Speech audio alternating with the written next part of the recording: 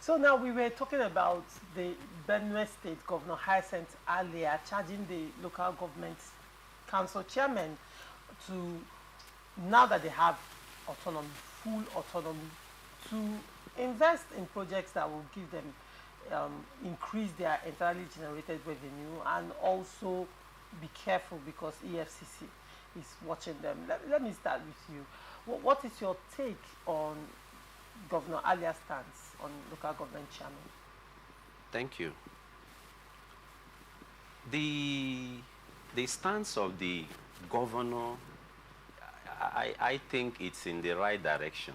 All right. Because local government administration in Nigeria have really been a very big mess. A big mess in the sense that you cannot find any meaningful projects embarked by this chairman. Right. Look, the local government system have become like a cash cow for the local people, you know, and we have seen situations where the chairman do little or no projects. They loot away this money, buy choice properties, even some buy properties abroad with the money meant to develop the local people. So it's really a welcome development from Governor Alia, who is charging the caretaker chairman to be up and doing. Because the system have been so bad for a long time. How can one, you know, imagine that a local government will receive to the tune of, most of them, most times, 200 million plus, and you can't find a project? Presenter, let me ask, who says that local government chairmen cannot construct roads? These projects are doable. But you find them, go to the various local government administrations, sometime in my LGL last administration before this one, you see a local government chairman doing miniature project like a borehole project. I mean, it's laughable. ATM, commissioning ATM. Where are the funds meant for development of the local people? Who says that the local government administration cannot issue scholarships to the poor and needy in the society?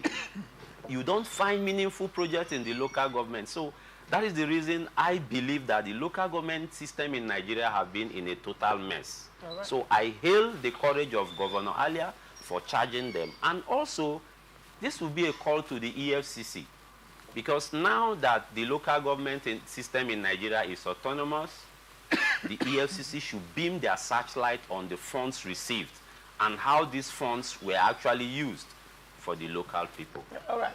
Now, if I may come to you, Andy Apotive, the local government, the governor also talked about paying unscheduled visits to the local government chairman.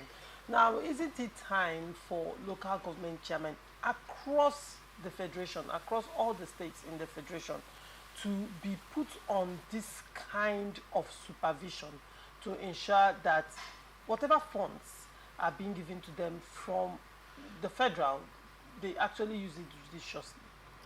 Okay, I'd like to say that I've never seen a people that play the ostrich much more than the people in government, particularly in Nigeria. You know, when we talk about people playing the ostrich, a lot of times the meaning gets lost in the conversation. You assume you are not being seen, that you are hiding away, whereas everyone is even saying the things that matter to you the most. Let me tell you what I have likened the local government structure to be like.